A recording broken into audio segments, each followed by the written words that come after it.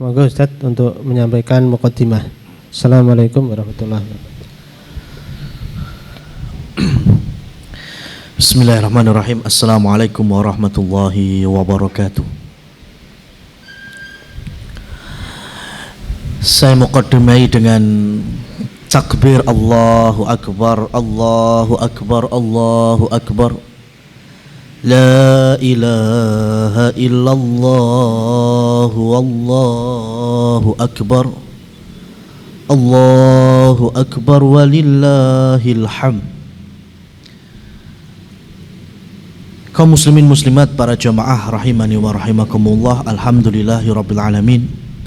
Kita bersyukur kehadirat Allah Subhanahu wa taala yang telah memudahkan kita pada pagi hari ini untuk kembali bermajlis, sama-sama kita menuntut ilmu. Dan sebagai pembuka, kami ingin menasihati diri kami pribadi dan kepada segenap kaum muslimin dan muslimat bahwa hari ini kita memasuki hari-hari terbaik. Banyak sekali Rasul sallallahu alaihi wasallam bersabda, "Ma min ayyamin afdhal", tidak ada hari yang lebih afdhal. Dalam narasi yang lain, "Afdhalu ayyamikumud dunya", sebaik-baik hari kalian di dunia ini. Yang dimaksud adalah al-ashrul awail min Dzulhijjah, yaitu 10 awal bulan Dzulhijjah. Apalagi kalau kita membuka Al-Quran, Allah Subhanahu wa ta'ala berfirman, wal fajr walayalin ashr wasyaf'i wal watr. 3 ayat ini familiar di telinga kaum muslimin. Wal fajr, demi waktu fajar. Ya, nanti saya jelaskan. Walayalin ashr, Allah Subhanahu wa ta'ala bersumpah berikutnya, dan demi 10 malam atau 10 hari. Dan para ahli tafsir memiliki pendapat terkuatnya, dikelompokkan menjadi 3 untuk ayat ini. Walayalin ashr, ada 3 pendapat terkuat para ahli ilmu tafsir. Yang dimaksud 10 hari atau 10 malam yang Allah bersumpah dengan itu, pendapat pertama adalah 10 akhir Ramadan. Berarti hitungannya mulai dari malam 21 sampai selesainya bulan Ramadan. Pendapat yang kedua, yang dimaksud dengan walayalin ashr adalah 10 awal Muharram. Kapan?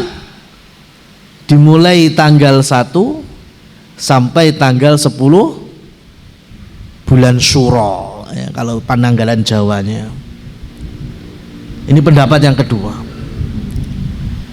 Pendapat yang ketiga, walayalin ashr adalah 10 awal Dzulhijjah.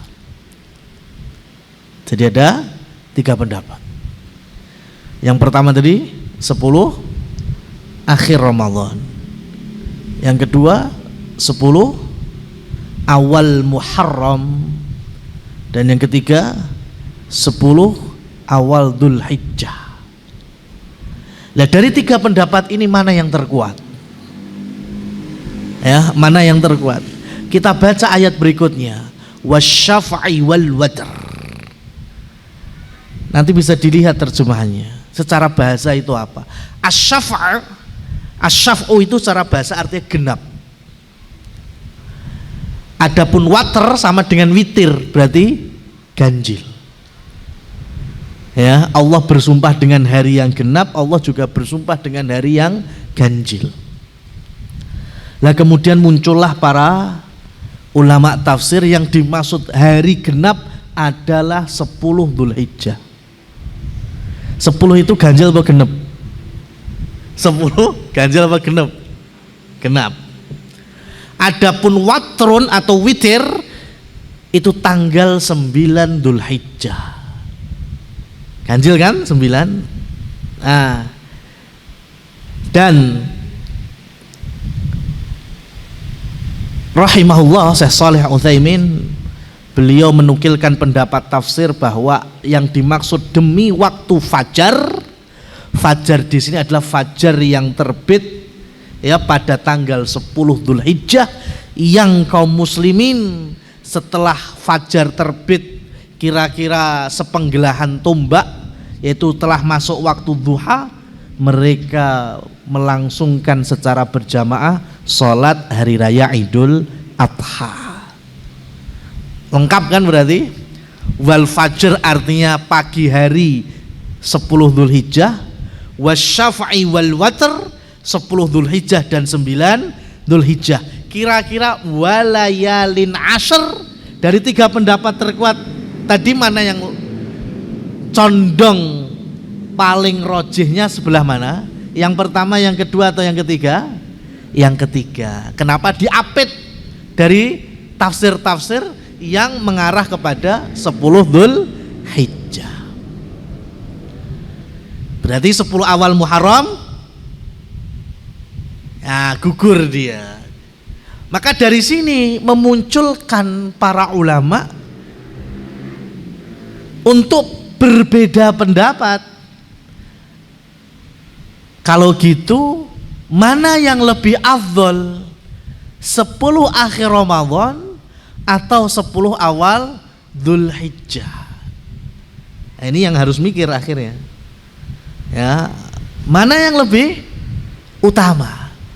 10 akhir Ramadan atau 10 awal Dzulhijjah? Sampai kita bersyukur kepada Allah Subhanahu wa taala dilahirkan dari kaum muslimin seseorang ahli ilmu sekelas Al-Hafidz Ibnu Rajab Al-Hambali rahimahullahu tabaraka wa taala. Kenapa? Karena beliau termasuk ulama-ulama yang menjadi penengah dalam silang pendapat ahli ilmu perkara ini. Ya. Jadi Al-Hafidz Ibnu Rajab Al-Hambali beliau menjadi ulama pertengahan. Maksudnya pertengahan ini bagaimana? Beliau mengklasifikasi. Karena satu hari itu nggak cuma awan-awan terus, isu-isu terus, sore terus, bengi terus, kan nggak mungkin. Yang namanya satu hari 24 jam itu ada siang dan ada malam. Maka kemudian beliau berpendapat, dan secara pribadi saya mengikuti pendapat beliau ini. Kalau melihatnya dari sudut pandang waktu malam, maka 10 akhir Ramadan tidak ada tandingannya. Kalau bicaranya 10 bicaranya waktu malam, maka 10 akhir Ramadan tidak ada tandingannya. Kenapa? Karena dari 10 akhir malam tersebut ada satu malam Lailatul Qadar khairum min alfi syahrin. Tapi kalau kita melihat waktu dari sudut pandang siang harinya, maka 10 awal Dzulhijjah lebih utama, karena ada berbagai macam dalil-dalil, baik itu Al-Quran maupun hadis Rasul Shallallahu Alaihi Wasallam. Ya, sampai ketika beliau memberikan penekanan bahwa ibadah yang dilakukan mulai tanggal 1 sampai tanggal 10 ya itu lebih mulia sampai di level walal jihad fisabilillah, meskipun itu ditandingkan dengan jihad fisabilillah, perang. Sampai kemudian sahabat bertanya-tanya, kok bisa walal jihad ya Rasul? Naam, walal jihad fisabilillah, kecuali jika seseorang keluar dari rumahnya untuk jihad perang, tapi di lain itu selain hanya tenaga dan fisiknya untuk perang, dia infakkan seluruh hartanya untuk perang di jalan Allah. Ya, kendaraannya beliau wakafkan untuk perang di jalan Allah. Dan dia betul-betul perang di jalan Allah sampai mendapatkan kesyahidan. Berarti pulang tinggal nama. Ya, hartanya sudah habis untuk jihad, kendaraannya juga digunakan untuk jihad, bahkan nyawanya dikorbankan untuk Allah dalam medan jihad. Maka orang seperti ini baru bisa mengalahkan hamba-hamba Allah yang jihad bukan perang tapi dengan ketaatan selama 10 awal Dzulhijjah. Makanya jangan sampai kita menyia-nyiakannya. Nah, para ikhwas sekalian dan muslimat yang dirahmati oleh Allah Subhanahu wa taala, Rasul memberikan berbagai macam jenis-jenis ibadah yang bisa kita lakukan di 10 awal Dzulhijjah. Saya ambil contoh yang paling susah untuk dilakukan karena membutuhkan harta, waktu, tenaga, kesehatan, yaitu dengan pergi haji. Ya, pergi haji. Makanya Rasul sallallahu alaihi wasallam memberikan motivasi al-hajjul mabrur, haji yang mabrur, haji yang diterima oleh Allah Subhanahu wa taala. Tidak ada jaza, tidak ada pahala yang pantas bagi yang melakukannya illal jannah, kecuali surganya Allah Subhanahu wa taala. Nah, cuma kan tidak semua kita hari ini mampu melakukannya. Bahkan dari rukun Islam yang kelima ini sampai ada tambahan manistata'a ilaihi sabila. Jadi yang punya kemampuan sampai ke Baitullah untuk melaksanakan berbagai macam rentetan manasik haji itu sendiri. Nah ini ya. Dan apa kaitannya dengan Dzulhijjah? Haji dikenal dengan al-hajju ashhurum ma'lumat. Jadi ibadah kaum muslimin itu penutupnya yaitu haji berada di penutup bulan dalam setahun. Makanya dari sini saya tegaskan, Islam dan syariatnya tidak pernah mengenal awal tahun, apalagi perayaan tahun baru. Tapi Islam mengenal penutup tahun, itu pun bukan dengan pesta perayaan kembang api, ya, kemudian petasan, enggak, ditutup dengan apa? Ibadah besar, yaitu ibadah haji. Ya. Jadi kalau Islam mengenalnya penutup tahun dengan ketaatan, bukan awal tahun dengan perayaan tahun baru, tidak pernah ada. Nah, yang kedua sekarang, ibadah yang bisa dikerjakan tapi juga masih butuh pengorbanan sebagian dari harta kita. Apa itu? Berkorban dengan hewan-hewan sembelihan. Mau dengan kambing atau domba, mau dengan sapi, lembu atau kerbau, atau pengen coba-coba unta, ya monggo silahkan. Ya, ada yang sistemnya pembeliannya satu orang satu binatang, semisal kambing dan domba, atau bisa maksimal patungan 7 orang, yaitu sapi dan unta. Nah, jamaah yang dirahmati oleh Allah Subhanahu wa taala, alhamdulillah semakin bertambahnya tahun, menyebarnya dakwah, sehingga menumbuhkan motivasi kaum muslimin untuk berkorban, atau bahasa fikihnya udhiyah. Ya, al-udhiyah itu diambil dari dhuha, yudhi, menyembelih. Ada juga satu akar kata dengan duha. Udhiyah itu juga satu akar kata dengan waktu duha. Oleh karena itu, ya, waktu penyembelihan untuk Idul Kurban itu kapan? Dimulai di waktu duha. Ya, jadi definisi seperti ini kalau norma sih nggak terlalu penting, karena kaum muslimin kan Allah habis sholat nyembelih, ya. Nah, sholatnya aja sudah masuk waktu duha. Ini penting ketika kita dilanda ujian seperti beberapa waktu yang lalu PPKM, nggak ada sholat id berjamaah, ya, dihimbau sholat di rumah masing-masing, ya kan? Nah, apa dengan PPKM kemudian tidak ada penyembelihan? Enggak juga. Orang mau berkorban bisa? Bisa. Tapi kapan? Ya ini definisinya tadi. Yang penting sudah masuk waktu duha.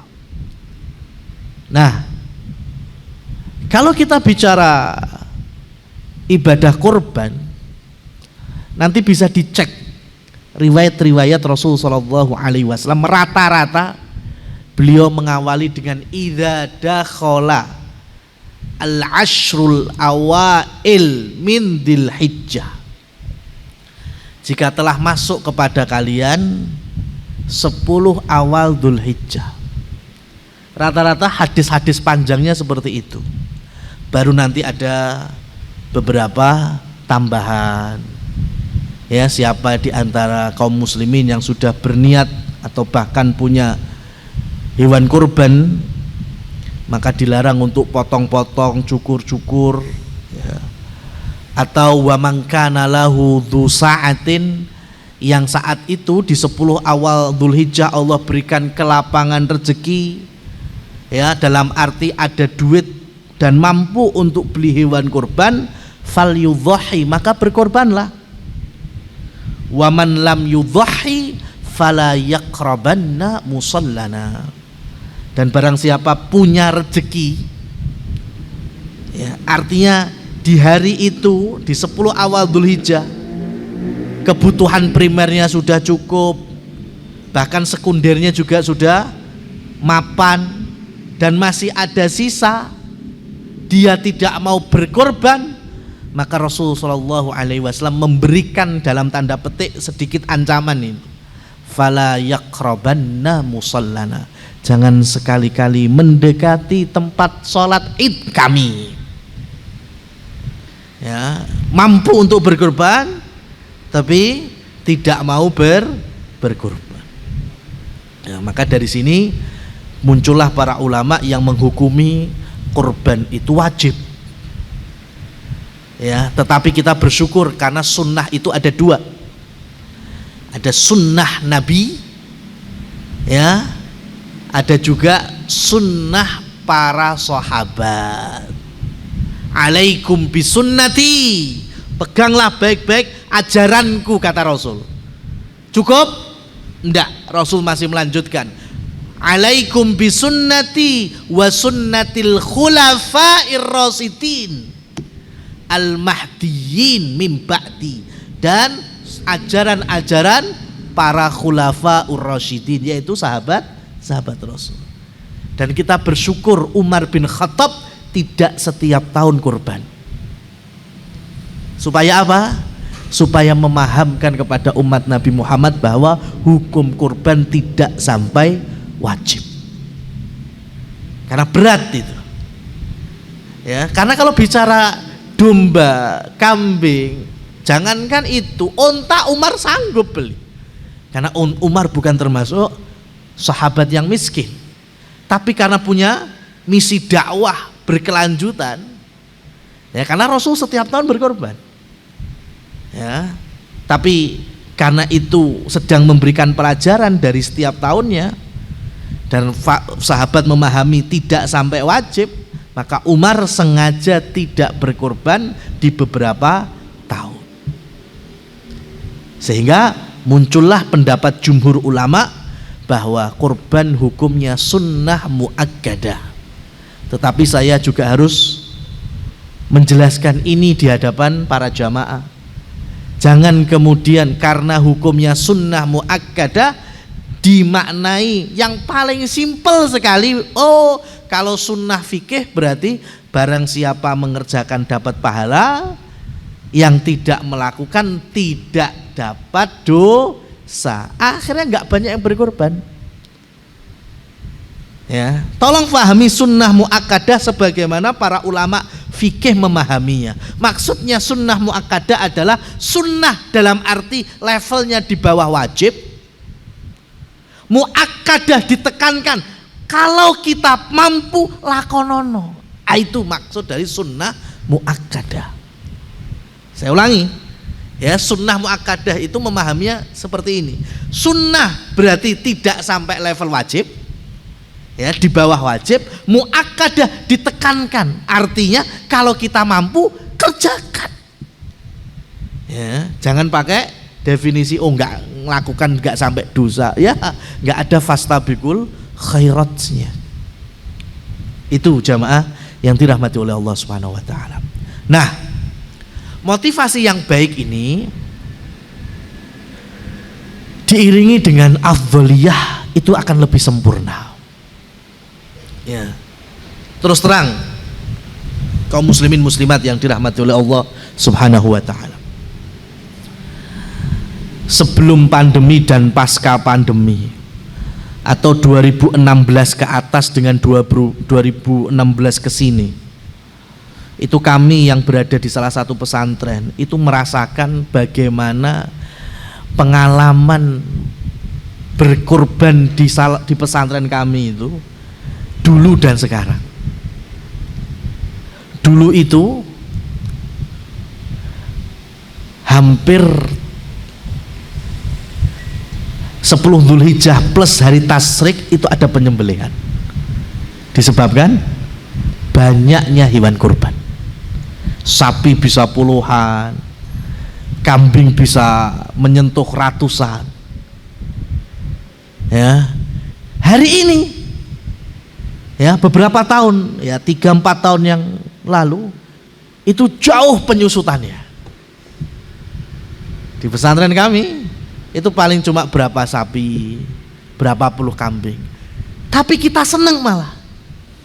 Ya, secara pribadi saya malah seneng. Bukan karena jadi orang abot panitianya, bukan. Ini menandakan dakwah sudah tersebar. Salah satunya fadilah, keutamaan orang yang berkorban yang terbaik adalah lokalan. Betul? Ya, di mana kita tinggal di situ kita berkorban, itu yang terbaik. Lah kalau dulu enggak, kaum muslim banyak nitipkan ke kami, nitipkan ke pesantren.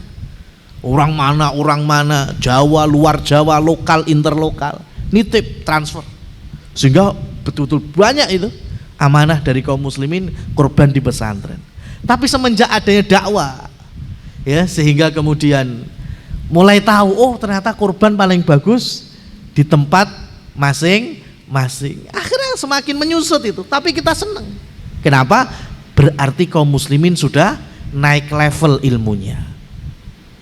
Maka hari ini juga saya harus naikkan level ilmu. Berangkat dari kaidah idza dakhalal ashr, jika telah masuk 10 awal Dzulhijjah. Ya, jadi saya bicara tentang apa ini? Afdholiyah, keutamaan, bukan masalah benar salah, bukan masalah sah tidak sah. Benar tetap benar, sah tetap sah. Tapi saya bicara afdholiyah, kesempurnaan. Muslimin muslimat yang dirahmati oleh Allah Subhanahu wa taala.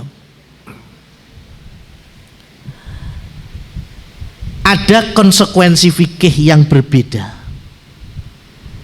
Jika saya belanja hewan sapi atau domba hari ini atau dimulai tanggal 1-nya sesuai isbat pemerintah Republik kita ini, yaitu hari Selasa nggak salah ya. Tanggal 1 Dzulhijjahnya kemarin hari berapa? Hari apa? Selasa kan? Hari Selasa. Tanggal 1-nya hari Selasa. Kalau ternyata saya dari tanggal 1 Dzulhijjah atau per Selasa kemarin sampai hari ini, sampai menjelang penyembelihan kurban, saya beli sapi, saya beli domba atau kambing, maka domba dan sapi yang saya beli itu sudah bergelar hewan kurban. Ya, sudah bergelar hewan kurban.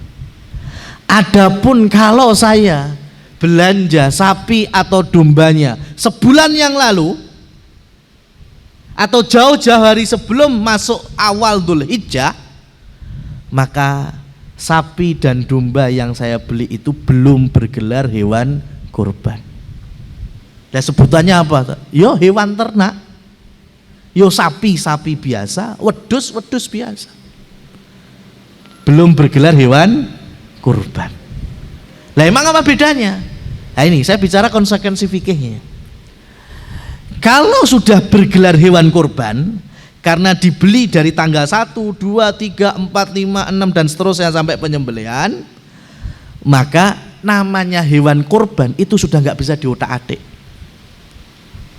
Haram hukumnya. Dijual lagi nggak boleh, dihadiahkan, dihibahkan nggak boleh, sampai disembelih ya harus itu. Ya, saya kasih gambaran. Tanggal 1 Dzulhijjah saya beli domba gembel. Ya, saya dapat yang amlah. Wah, itu yang persis seperti yang disembelih Nabi umpamanya. Dhuhan Nabi sallallahu alaihi wasallam bikabsyaini amlahaini. Ya, dahulu Rasul menyembelih hewan kurbannya domba, ya 2 ekor yang amlah, jadi putih kan gembel itu, tapi ada semu kehitam-hitamannya, ya, atau gembel yang hitam ada semu putih-putihnya. Kalau di Indonesia kan rata-rata wedhus gembel putih ya, tapi ada hitam-hitamnya di sekitar mata sampai moncongnya. Saya dapat itu tanggal 1 Dzulhijjah. Kemudian saya buka scroll HP, kok jebule kambing sing kayak gitu kok regane larang ya. Ya. Wah, tak dolneh iki lumayan. Bati-bati 300 rapopo lah. Ya, seperti itu. Ya, bagaimana hukumnya? Apakah saya boleh menjual kembali domba saya untuk nanti saya tukar dengan beli domba yang lainnya? Boleh apa enggak? Tidak boleh. Disebabkan karena domba saya sudah bergelar hewan kurban. Beda ceritanya saya habis Ramadan atau di bulan Dzulqa'dah saya beli hewan domba. Ya, kemudian tanggal 10 saya beli, tanggal 15 tak dolneh, boleh apa enggak? Boleh. Kenapa? Karena belum bergelar hewan kurban. Ya. Itu konsekuensi fikih yang pertama. Konsekuensi fikih yang kedua, yang namanya binatang makhluk hidup, ya kita nggak berharap, tapi kan jenenge makhluk sing duwe nyawa itu kan ada potensi kabur, hilang, pahit-pahitnya mati, ya pahit-pahitnya mati. Maka umpama tadi saya beli kambing di tanggal 2 Dzulhijjah, lah kok ternyata tanggal 6 Dzulhijjah hari ini wedhus saya hilang mbuh neng ndi, Pak? Dicolong wong mamanya gitu. Atau tanggal 3 Dzulhijjah saya beli sapi. Ya, saya beli sapi. Lah kok tanggal 6 hari ini saya tinggal ke sini sapi saya mati. Mau beli hewan lagi sudah nggak ada budget lagi. Maka tenang. Orang-orang semacam ini tetap mendapatkan pahala berkorban meskipun tidak sampai oleh hewan kurbannya. Ya, dengan catatan dipelihara, bahasa hari ini sesuai SOP-nya. Ya emang kambingnya dikasih makan, sapinya dikasih makan, tapi kita nggak tahu ternyata mati, ternyata kabur. Maka orang semacam ini meskipun tanggal 10 nggak bisa lagi nyembelih, dia tetap mendapatkan pahala berkurban. Beda ceritanya orang belanjanya waduh jok wingi, Pak. Ya, bar Syawal langsung tuku sapi. beli kambing. Nah itu kok ternyata mati tengah jalan, ya, sebelum disembelih atau hari penyembelihan, maka orang-orang seperti ini tidak mendapatkan pahala berkurban. Dia hanya mendapatkan pahala niat berkurban. Saya ulangi, orang-orang yang sebelum tanggal 1 Dzulhijjah atau tadi kaidahnya idza dakhalal asyru, jika belum masuk 10 awal Dzulhijjah kok sudah belanja hewan dan ternyata mati pertengahan jalan sebelum penyembelihan, maka orang-orang semacam ini baru mendapatkan pahala niat kurban tapi tidak sampai pahala berkurban. Bisa dipahami ya? Nah, makanya saya juga tahu permasalahannya. Ya, kenapa kok kaum muslimin itu jauh-jauh hari sudah pada belanja hewan kurban? Satu alasannya mulai kulon etan lor kidul sama. Ustadznya ngejak belonjone tanggal 1 ya kambing sapi ya, mulai tanggal 1 Dzulhijjah ya mulai larang, mulai munda regane. Itu kan alasannya pasti. Ya, nah itulah mindset yang harus kita rubah, bahwa ibadah itu sepengene kita itu modale murah meriah tapi pahalane angsal kathah, yes. Itu mindset kita. Ya, tapi kalau pengen afdol kayak gini, ya, jadi tahun depan kalau bisa beli hewan kurbannya itu sudah masuk Dzulhijjah. Itulah fungsinya dan manfaatnya kalau kita punya kenalan dan langganan, kan enak itu. Kalau sudah beli sapinya di orang itu terus bentahun dan terus dicempok, aku tuku sapi neng sampean mas, ya. Pembelian serta pelunasan H-7 ya. Nah, H-7 kan sudah masuk Dzulhijjah apa enggak? Enak apa enggak itu?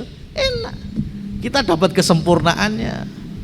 Ya, kita juga dapat kejujuran dari pedagang karena sudah langganan. Ini penting. Ya, karena tahun ini kita menasihati salah seorang kaum muslimin, ya, yang memang punya amanah dan profesi untuk nernak sapi. Ya, kalau konsumen nggak tahu, paling penak emang uang nggak tahu, mas, paling penak. Tapi kan kita harus berevaluasi. Ya, jadi ada salah satu dari kaum muslimin kita, Syawal tahun kemarin itu kulaan pedet anak sapi usia 5 bulan kurang lebihnya, ya, kemudian dibawa ke rumah, diopeni, digemukkan. Kalau masalah kandangnya bersih, mas, nyenengke. Ya, saya pun tahu bagaimana prosesnya itu. Cuma masalahnya adalah ketika sudah kemarin itu bulan Dzulqa'dah itu sudah mulai dipublish dan sapinya itu gede, bakoh, metekel. Ya, sehingga orang, maka ibadah itu jangan ikut paksar, mas.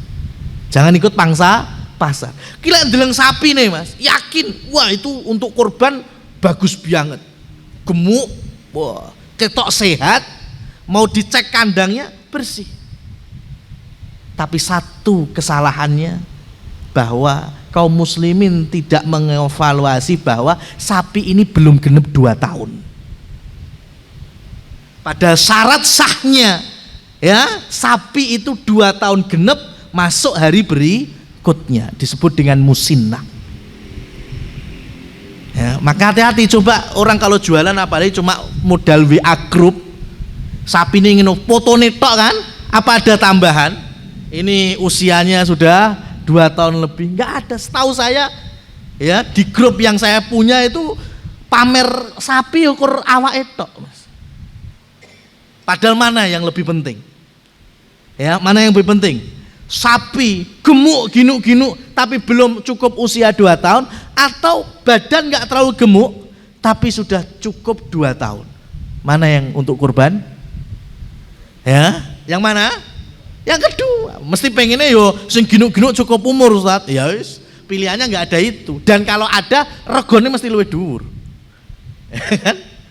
Makanya ini juga menjadi perhatian khususnya bagi saudara-saudara kita yang punya kompeten di dalam masalah belante, ternak atau pedagangnya. Hati-hati. Kejujuran ada pada hati Anda kepada Allah Subhanahu wa taala. Jangan sampai kaum muslimin didustakan dengan hanya bobot yang berat tapi ternyata kurang dari usia yang tidak sampai menjadikan kurban itu sah. Ya, wallahu a'lam bissawab. Itu amal ibadah kurban. Berikutnya yang selanjutnya yang tidak perlu modal. Yang tidak perlu modal. Udah penak kan? Tadi yang pakai modal, sekarang nggak pakai modal. Yang nggak pakai modal apa? Pertama, puasa. Ya, nggak perlu modal kan, malah ngempet luwe, ngempet ngelak. Itu dimulai dari tanggal 1 sampai tanggal 9 Dzulhijjah. Nggak mampu, bebas mau ngambil berapa, mau ngambil 8, mau ngambil 7 hari, maksudnya mau ngambil 5, mau ngambil 4, mau ngambil 3, mau sistemnya dirunutkan, dicelong-celongi, bebas. Tapi kan kita bicara di tanggal 6 Dzulhijjah, artinya wis hilang 6 dino. Ya, tinggal sisa 3 hari. Ya kan, tinggal sisa 3 hari. Mau puasa 3 hari boleh, mau puasa 2 hari boleh, cuma sebisa mungkin jangan tinggalkan puasa 1 hari. Puasa apa itu? Puasa yang dikerjakan pada tanggal 9 Dzulhijjah. Ya, Rasulullah Shallallahu Alaihi Wasallam, saya jelaskan karena ini kita temanya juga tema sirah. Ya, saya bicara dari sudut pandang sirah nabinya. Rasulullah Shallallahu Alaihi Wasallam itu berdakwah 13 tahun di Mekah, kemudian hijrah 10 tahun di Madinah. Rasul Shallallahu Alaihi Wasallam lahir ceprot. Itu masyarakat Mekah sudah mengenal haji atau belum? Sudah mengenal haji atau belum? Sudah. Kenapa? Karena haji bagian ajaran Nabi Ibrahim alaihi salatu wassalam. Dan Nabi Ibrahim dengan Nabi itu berjarak 32 generasi. Artinya sudah sangat tahu kaum muslimin itu bahwa setiap tahun di bulan Dzulhijjah Mekah rame karena dipadati orang untuk haji. Masalah berikutnya adalah hajinya sudah nggak seperti hajinya Nabi Ibrahim. Itu yang terjadi ketika Rasul lahir, dewasa, bahkan ketika menjadi utusan Allah. Tawafnya ada. Nabi Ibrahim juga ada tawaf. Tapi ketika di zaman Nabi Muhammad SAW sebelum hijrah, tawafnya masyarakat Mekah itu dengan telanjang bulat. Ya, cuma dibikin sistem AM PM itu loh. Ya kan? Sistem siang malam. Kalau siang yang tawaf laki-laki, yang malam yang tawaf wanita. Itu. Setelah itu ada manasik sa'i. Masyarakat jahiliyah menghilangkan sa'i. Nggak ada sa'inya. Dan ketika wukuf, masyarakat Mekah enggan wukuf di Arafah. Mereka wukufnya di Mina. Karena Mina itu udah batas akhir dari tanah haram. Karena perbatasan antara tanah haram dan yang sudah bukan tanah haram itu kan Musdalifah. Artinya Arafah itu sudah bukan tanah haram lagi. Ini berarti udah menyelisih jauh manasiknya Nabi Ibrahim alaihi salatu wassalam. Dan Rasul selama 13 tahun berdakwah belum mampu mengembalikan manasik yang murni sebagaimana manasiknya Nabi Ibrahim. Ya. Jadi dengan manasik jahiliyah itu yang diperlihatkan dan dipertontonkan ya di setiap tahun, dan itu disaksikan oleh kaum muslimin selagi mereka di Mekah. Bahkan ketika Rasul Shallallahu Alaihi Wasallam hijrah ke Madinah, mereka belum mampu untuk kembali lagi ke Mekah sampai tahun ke-8 Hijriyah. 8 Hijrah Dengan peristiwa Fathu Mekah, Mekah kemudian ditaklukkan menjadi negeri kaum muslimin, sehingga tahun berikutnya tahun 9 Rasul pesan kepada Abu Bakar supaya nanti manasik hajinya manasik haji yang bertauhid, talbiyahnya tidak ada syiriknya, Ka'bahnya sudah suci dari berhala-berhala, dan dikembalikan nanti wukufnya di Arafah. Dan tahun ke-10 Rasul Shallallahu Alaihi Wasallam bersama 10.000 kaum muslimin melaksanakan haji yang dikenal dengan haji wada. Dan disitulah Rasul mampu mengembalikan seluruh kaum muslimin untuk melaksanakan wukuf di tanggal 9 Dzulhijjah di Padang Arafah. Nah, perlu diketahui jamaah yang dirahmati oleh Allah Subhanahu wa taala, selama 13 tahun Rasul berdakwah di Mekah dengan manasik haji yang versi jahiliyah, Rasul masih melaksanakan satu ibadah di setiap tanggal 9 Dzulhijjah dan diminta kaum muslimin mengikuti beliau, yaitu puasa tanggal 9 Dzulhijjah, dikenal dengan siyamu yaumatis'in, puasa di hari ke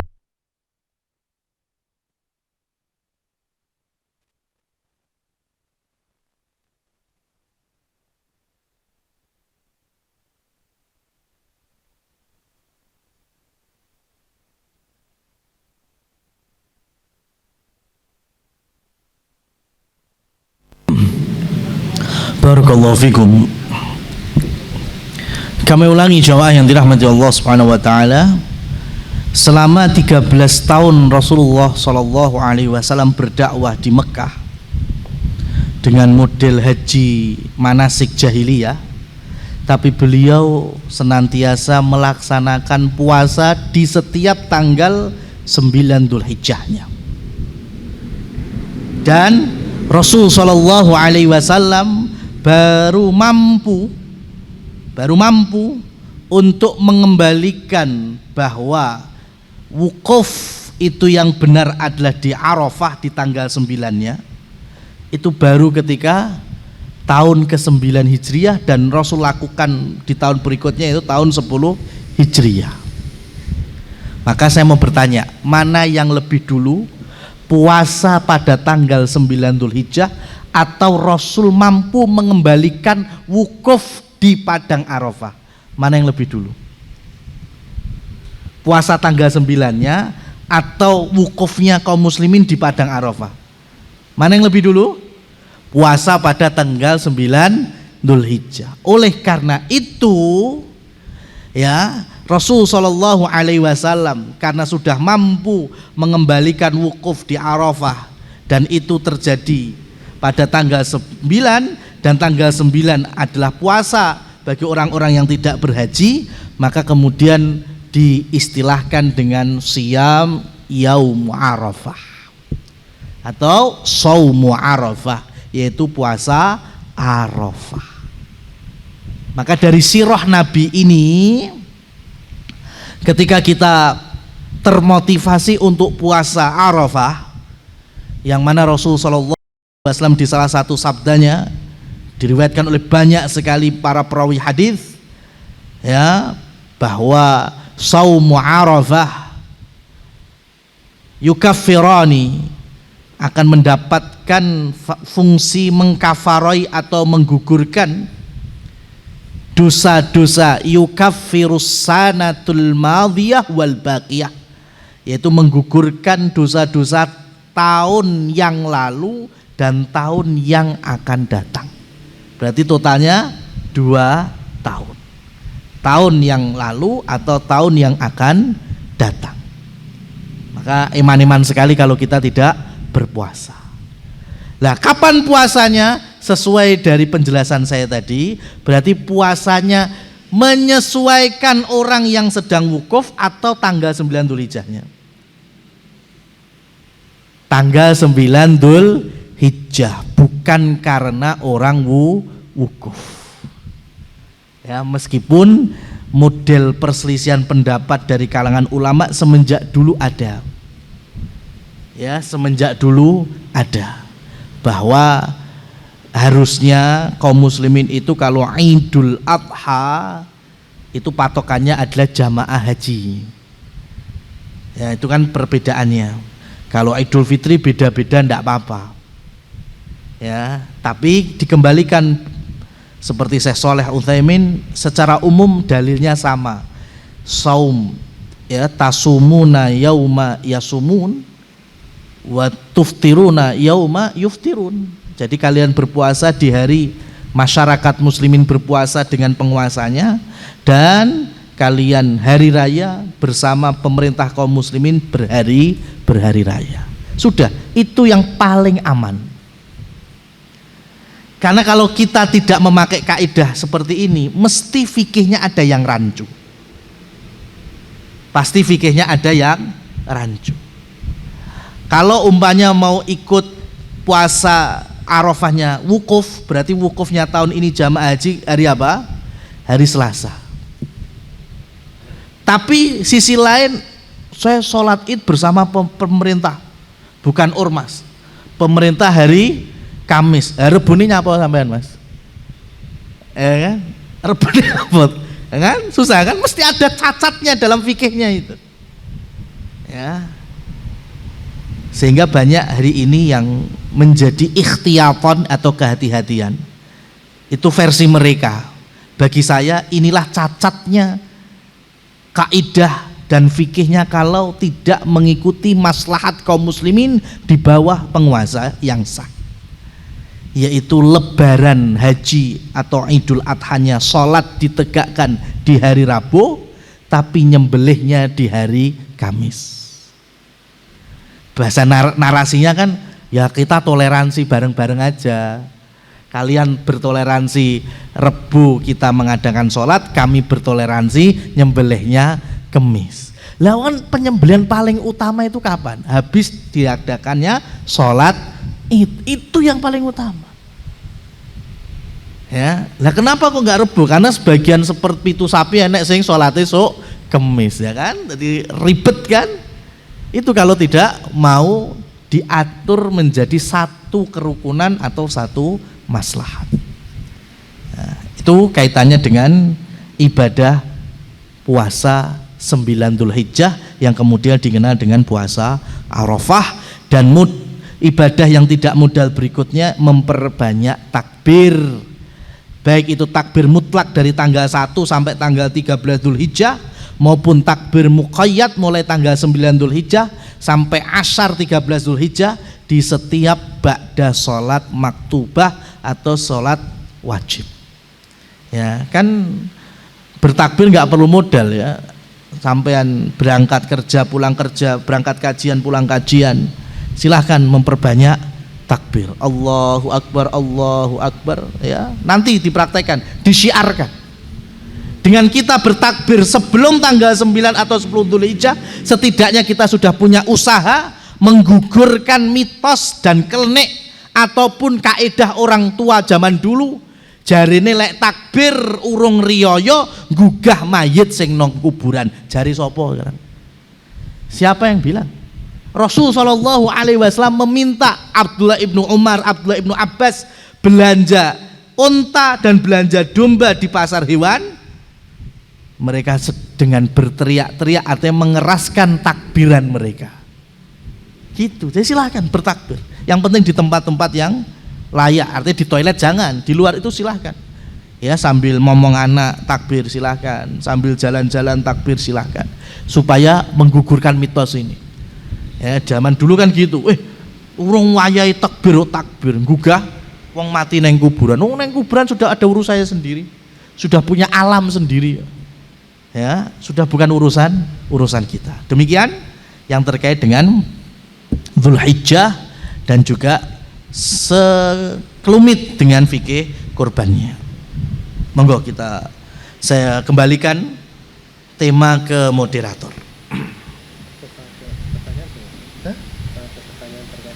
Ada pertanyaan terkait ini enggak? Apa di akhir aja? Di akhir aja. Di akhir nanti setengah 12 lah ya. Ini masuk materi ya, karena sudah terlanjur di print Pak. Nih. Kalau nggak dibahas nanti pekan berikutnya pun dibuntel keri ra teko kene kok kertase. Ngoten nggih. Dibaca dulu. Iya, boleh.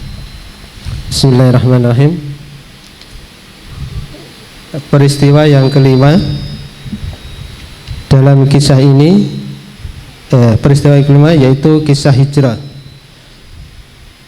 Dalam kisah ini terdapat banyak faidah dan pelajaran yang tidak diketahui oleh sebagian besar orang yang membacanya. Namun di sini akan kita bahas satu masalah saja di antara berbagai permasalahan yang terjadi dalam kisah hijrah tersebut, yaitu bahwa sebagian sahabat Rasulullah Shallallahu Alaihi Wasallam ada yang tidak berhijrah. Alasannya bukan karena ragu dengan agama Islam dan bukan untuk mendukung agama orang-orang musyrik. Akan tetapi alasannya adalah kecintaan terhadap keluarga, harta dan tanah air. Ketika mereka keluar menuju medan perang Badar, mereka keluar bersama barisan kaum musyrikin dalam keadaan tidak suka. Sebagian mereka terbunuh karena lemparan senjata, sementara si pelempar tidak mengenalinya. Cukup dok, sampai situ dulu. Kaum muslimin muslimat yang dirahmati Allah Subhanahu wa taala. Jadi di pembahasan yang kelima dari risalah 6 poin-poin terkait dengan sirah Nabi Muhammad sallallahu alaihi wasallam, yang kelima Syekh Muhammad bin Abdul Wahhab menukilkan peristiwa hijrah. Tapi hijrah di sini yang dimaksud, saya nggak ceritakan hijrah dari pra-hijrah bagaimana, kemudian perjalanan hijrahnya sampai Madinah kapan, ya, terus apa yang Rasul lakukan, enggak, bukan itu.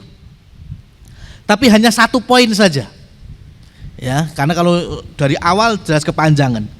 Apa itu? Perlu diketahui kaum muslimin muslimat bahwa ketika Allah perintahkan Nabi hijrah dan Nabi memerintahkan kepada para sahabat, ternyata ada sebagian kaum muslimin muslimat di Mekah yang tidak ikut hijrah,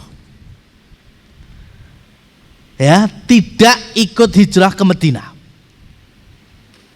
Loh, apa mereka pro dengan orang musyrik Mekah? Enggak, mereka bukan orang musyrik, mereka ahlus syahadah, ya. Apa mereka enggak klop dengan sahabat-sahabat yang hijrah? Klop awalnya, ya.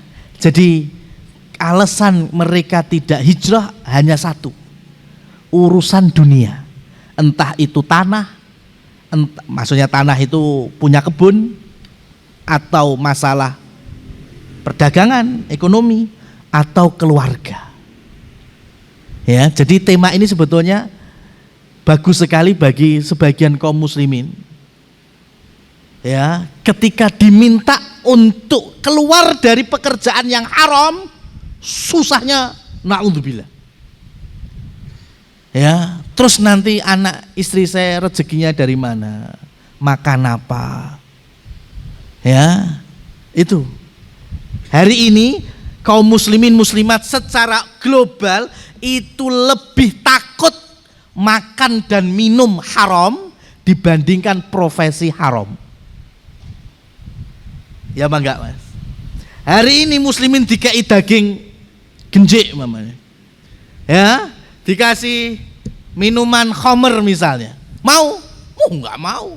Mereka iso, ya, berlari-lari itu supaya tidak memakan daging atau minuman yang diharamkan. Tapi profesi haram, nanti dulu. Ya, jadi lebih takut makan haram dan minum haram dibandingkan profesi yang haram. Padahal gaji yang haram dibelanjakan, ya, belanjanya belanja mubah itu, mie instan mubah, beras mubah, tapi dimakan daging yang tumbuh itu berangkat dari apa? Gaji yang haram, nggak sadar itu. Ya, makanya hijrah itu jenisnya itu ada 3, Mas. Ya, yang pertama adalah tarkul ma'asi, meninggalkan maksiat, meninggalkan semua larangan Allah, itu juga bagian dari hajar.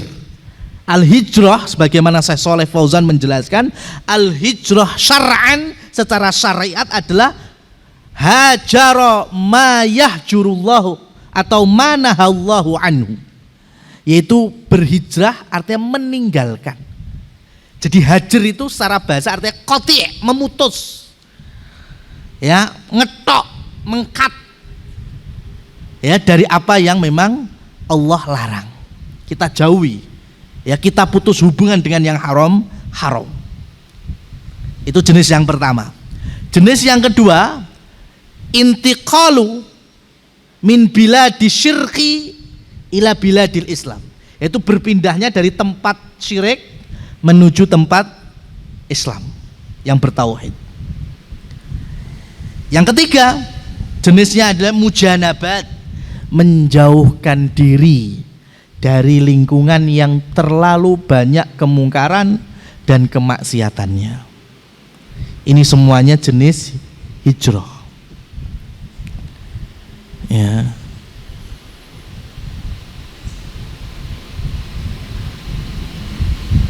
Makanya kalau ada orang yang mendeklarasikan dirinya, Ustadz alhamdulillah saya udah hijrah, lah itu harusnya belum titik, itu masih koma. Maksudnya hijrah apa, Mas? Ya kan? Maksudnya hijrah apa? Ya. Maka lebih baik diganti dengan alhamdulillah saya sudah bertaubat dari kemungkaran saya terdahulu. Itu lebih pas. Karena kalau hijrah harus mempreteli itu. Alhamdulillah saya sudah hijrah. Hijrah dari apa? Dulu saya penggiat riba, sekarang sudah keluar. Nah itu, ya. Kalau umpamanya Ustadz, alhamdulillah saya hijrah. Hijrah apa? Dulu saya dari partai ini ke partai ini. Wah, kuwi ora masuk belas. Ya, makanya tadi mending jangan asal pakai kata hijrah. Kalau dulunya kita ahli maksiat, banyak dosanya, kemudian sekarang berubah, mending pakai lafal yang mafhum dan dimaklumi, yaitu taubat. Ya, karena kalau hijrah itu panjang. Nah, di tema yang kelima ini yang dimaksud dengan hijrah yang keberapa? Di tema ini tadi saya jelaskan bahwa ada sebagian sahabat yang tidak mau berpindah dari negeri kafir Mekah saat itu, ya, untuk menuju negeri muslimah Madinah. Berarti yang nomor 2. Ya. Jadi kalau hari ini tinggal di kampung yang 90% syiriknya, atau kabupaten atau provinsi, nah, itu sama berarti analoginya gitu, Mas. Ya, analoginya gitu. Kalau sampai kita menjadi muslim tidak bisa mengeluarkan syiar Islam dari yang besar-besar saja. Apa itu? Adzan, sholat 5 waktu, Jumatan, ya, hari raya di daerah situ tidak bisa, maka punya kewajiban besar untuk apa, Mas? Pindah.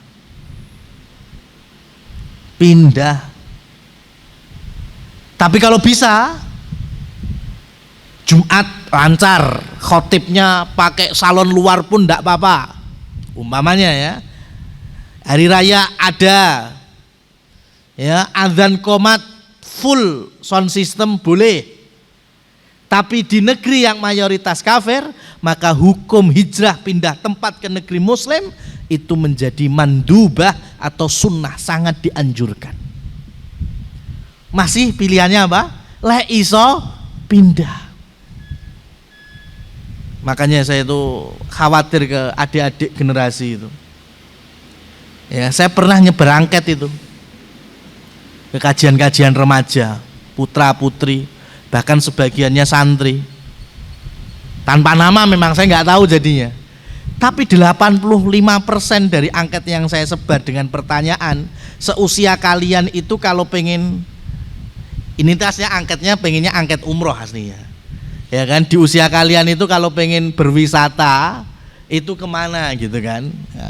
Itu rata-rata jawabannya apa? Korea Selatan.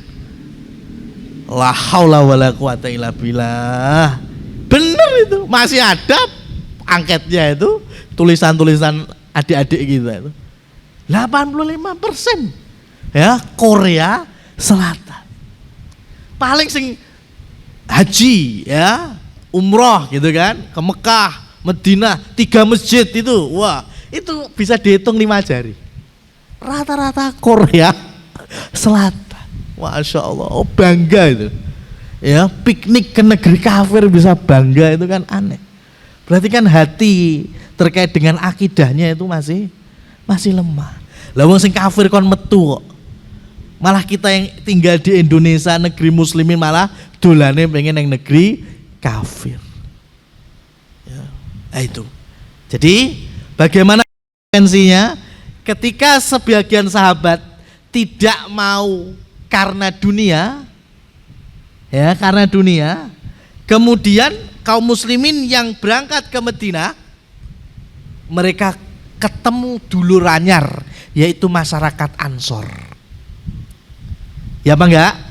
Jadi muhajirin yang hijrah itu kan ketemu di Madinah dulur anyar, masyarakat Ansor. 2 tahun berikutnya terjadi perang Badar,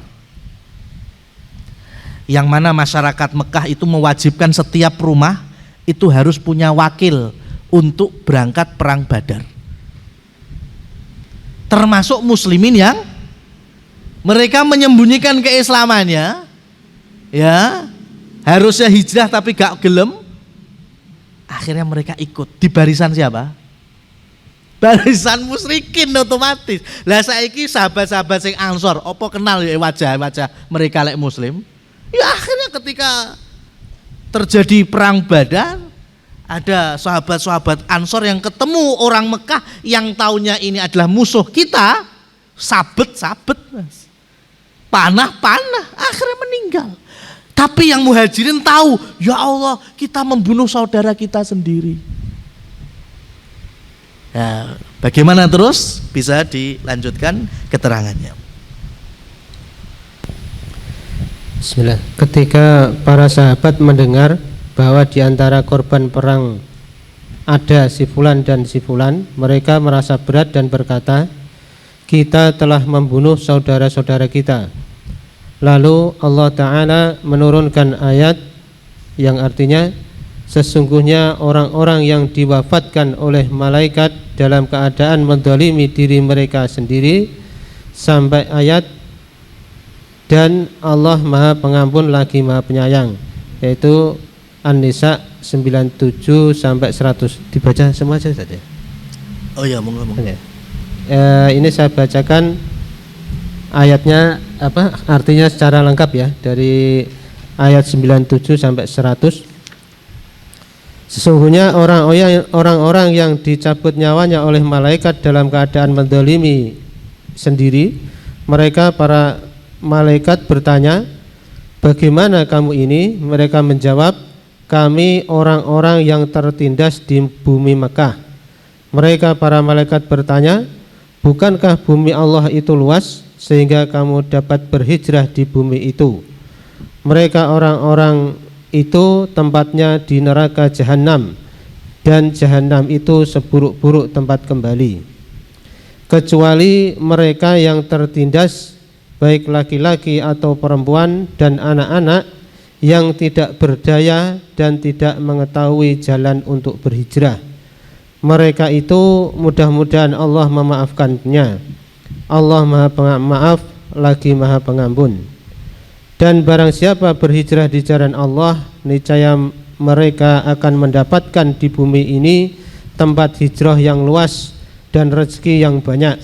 Barang siapa keluar dari rumahnya dengan maksud berhijrah karena Allah dan Rasulnya, kemudian kematian menimpanya sebelum sampai ke tempat yang dituju, maka sungguh pahalanya telah ditetapkan di sisi Allah, dan Allah Maha Pengampun lagi Maha Penyayang.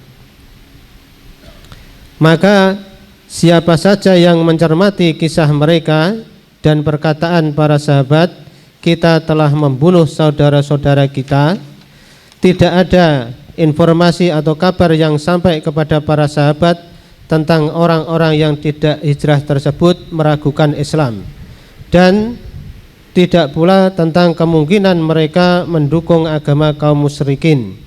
Seandainya para sahabat mendengar, niscaya para sahabat tidak akan berkata, kita telah membunuh saudara-saudara kita. Karena sesungguhnya Allah Ta'ala telah menjelaskan kepada mereka ketika mereka berada di Mekah sebelum hijrah, bahwa hal-hal tersebut, yaitu meragukan agama Islam dan mendukung agama kaum musyrikin, adalah kekufuran sesudah beriman, dengan dasar firman Allah Ta'ala yang artinya barang siapa yang kafir kepada Allah sesudah dia beriman, dia mendapat kemurkaan Allah, kecuali orang yang dipaksa kafir padahal hatinya tetap tenang dalam beriman, dia tidak berdosa. An-Nahl 106. Jemaah yang dirahmati oleh Allah Subhanahu wa Ta'ala, jadi ketika para sahabat muslimin yang ikut di barisan musyrikin ketika perang Badar dan terbunuh, sehingga muslimin Madinah, para muhajirin, mereka berteriak, qatalna ikhwanana, kami telah membunuh saudara-saudara kami. Bayangkan, berarti artinya muhajirin masih tahu bahwa mereka itu mukmin, beriman, karena masih disebut sebagai saudara. Tapi mereka juga tahu bahasanya nggak mau hijrah disebabkan dunia. Ya, makanya di dalam ayatnya innalladzina tawaffahumul malaikatu zalimi anfusihim, digelari ini. Mereka yang terbunuh di perang Badar oleh senjata-senjatanya muslimin Madinah. Kemudian mereka diwafatkan oleh para malaikat karena mereka telah mendolimi diri mereka sendiri. Karena harusnya mereka harus berangkat hijrah. Apalagi yang mampu, kalau yang punya uzur, namanya punya uzur. Semenjak dulu namanya ukriha, terpaksa, itu namanya uzur. Terpaksa karena lansia, terpaksa karena tidak ada yang mengantarkan. Ya, semua keluarga besarnya musyrik, dia nebeng, nggak ada yang ditebengi, itu namanya uzur. Tapi sebetulnya mampu, cuma karena alasannya kebonku, alasannya keluargaku, alasannya duniaku, lah itu. Ya, jadi semenjak dulu sudah ada percontohan dari manusia terbaik, yaitu para sahabat. Mereka dicap orang-orang zalim yang tidak mau hijrah itu. Ya, bahkan nanti harapannya ya supaya Allah Subhanahu wa Ta'ala memberikan ampunan bagi mereka. Artinya ini sebagai pendalilan ayat al-wa'id, ancaman keras. Ya, ancaman keras ketika diminta untuk meninggalkan apa yang dilarang oleh Allah, atau meninggalkan sesuatu yang di situ ada kemungkaran. Ya, kok kita nggak mau, ya, berbeda dengan alasan mendakwai. Ya, mendakwai yaitu beda. Namanya mendakwai berarti kan ada meluruskan, mewarnai. Karena kita tidak tahu, ayyuhal ikhwas sekalian yang dirahmati oleh Allah Subhanahu wa Ta'ala. Dalam peristiwa Nabi palsu Musailamah Al-Kadzdzab, sebelum terjadi perang Yamamah, Abu Bakar itu mengutus salah seorang sahabat namanya, awalnya ini namanya Naharur Rajjal. Ini awalnya sahabat. Kenapa Abu Bakar milih beliau? Karena Abu Bakar sangat tahu bahwa Ar-Rajjal ini dulunya ngambil Al-Baqarah dari Alif Lam Mim sampai tuntas bersama Rasul sallallahu alaihi wasallam. Kurang apa ini? Kalau hari ini banyak dikenal dengan sanad, ini sanadnya paling dhuwur, Mas. Ya. Jadi ngapal Al-Baqarah, ayat dan ilmunya itu di hadapan Rasulullah sallallahu alaihi wasallam, tuntas lagi. Maka karena basic ini, punya ilmu ahli Quran, diutus oleh Abu Bakar mendakwai Musailamah. Dan Musailamah tahu ini yang diutus ahli Quran ini. Makanya ketika masuk Bani Hanifah, yaitu sukunya Musailamah nggak panjang-panjang tawarannya. Ini orang mesti datang pengen dalili. Ya, saat turunin dalil langsung diajak ngomong. Naharur Rajal, di belakangku ada 100.000 umat yang mereka setia kepadaku, siap aku minta apapun mereka akan setuju, sehingga kekayaanku sekian. Nah, sekarang aku tawarkan kepada dirimu, lek kowe pengen melu aku, njaluk piro? Seprapat? Ya, setelon berapa? Dan qadarullah, siapa sangka, Pak, Nahar Rajal milih dunia di tangannya Musailamah. Maka ketika Abu Bakar As-Siddiq akhirnya minta untuk diperangi, dipimpin oleh Khalid bin Walid, maka Nahar Ar-Rajal ada di barisan siapa? Nabi palsu. Dan terbunuh dalam kondisi apa? Murtad. Padahal awalnya siapa? Ini kan gelar yang paling gak enak ini. Mantan sahabat Nabi. Ya. Maka siapa yang bisa menjamin keistiqomahan kita kecuali kita terus setiap hari berdoa kepada Allah Subhanahu wa taala. Enggak ada yang jamin. Ya. Maka mumpung ada hidayah, ada hati yang mengajak, ayo keluar dari profesi yang haram, ayo pindah dari tempat yang banyak musyriknya. Itu berarti hidayah sedang mengajak bicara kita. Gendang disamber gitu, jangan malah dengan alasan dunia. Akhirnya orang yang paling keras didakwai diantaranya orang yang sudah terlalu makan banyak makanan haram karena profesi haram. Makanya paling susah untuk diluruskan karena wis kaku atine. Ya, itu diantaranya. Sehingga Allah Subhanahu wa taala menyebut mereka zalimi anfusihim. Ya, mereka telah menzalimi diri mereka masing-masing. Ya, padahal mereka beriman. Beda kalau mereka itu pro dengan musyrikin, enggak pro kok. Ya, mereka tetap beriman kok. Tetap menjalankan syariat yang selama di Mekah disyariatkan oleh Rasul sallallahu alaihi wasallam. Makanya kemudian ditutup ayatnya di ayat yang ke-99, wa kanallahu afuwan ghafura. Semoga Allah Subhanahu wa taala memberikan ampunan dan maafnya bagi sahabat-sahabat yang seperti ini. Nah, kemudian di surat An-Nahl ayat yang 106, di situ ada pengecualian. Ya, wa man kafara billahi min ba'di imanihi illa man ukriha wa qalbuhu mutmainnun bil iman. Ini terjadi pada Ammar bin Yasir. Ketika di hadapannya bapaknya terbunuh, ibunya lebih dulu menjadi syahid. Perempuan pertama yang syahid adalah Sumayyah, ibunya Ammar bin Yasir. Kemudian Ammar dipaksa untuk melakukan kekufuran, yaitu mengucapkan kalimat-kalimat kufur, yaitu menghina Nabi dan mengagungkan Lat Uzza. Menghina Nabi Muhammad termasuk kufur akbar kan. Makanya dia antara hidup dan mati mengucapkan itu.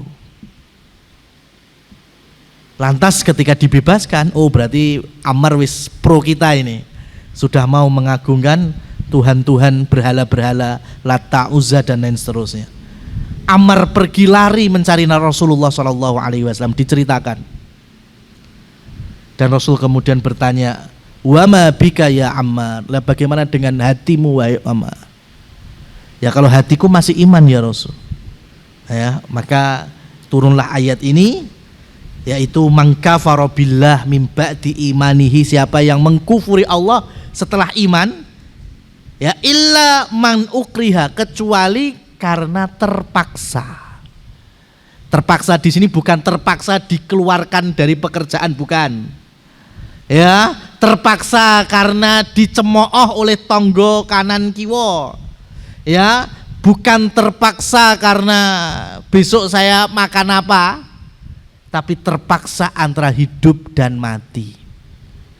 Ya, antara hidup dan mati, ya, itulah yang disebut dengan illa man ukriha wa qalbuhu mutmainnun bil iman. Sedangkan hatinya masih kokoh di atas keimanannya, maka ini termasuk orang yang uzur alias dimaklumi dan dimaafkan oleh syariat. Ya, sekarang kita introspeksi diri sendiri saja. Ya, ketika kita tidak mau meninggalkan profesi yang haram atau lingkungan yang banyak kesyirikannya atau kemungkarannya, ya, kita yang memberatkan apa? Ya, yang memberatkan kita itu apa? Monggo dilanjutkan. Yang lebih gamblang daripada ayat ini adalah firman Allah Ta'ala yang telah disebutkan tentang mereka, yaitu bahwa malaikat bertanya, bagaimana keadaan kalian ketika itu? Para malaikat tidak menanyakan bagaimana pembenaran kalian.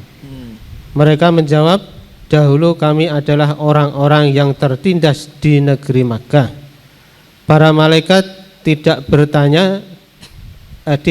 berkata, kalian telah berdusta, sebagaimana yang dikatakan oleh Allah dan malaikat kepada Mujahid yang berkata, aku berjihad di jalanmu sampai aku terbunuh. Allah berfirman, engkau dusta. Malaikat juga berkata, engkau dusta, engkau berperang hanya agar engkau disebut sebagai pemberani. Demikian pula Allah dan malaikat katakan kepada orang yang alim dan orang yang bersedekah, engkau dusta, engkau belajar agar engkau disebut sebagai orang yang alim, dan engkau bersedekah agar disebut sebagai orang yang dermawan. Hadis riwayat Muslim, At-Tirmidzi dan An-Nasai.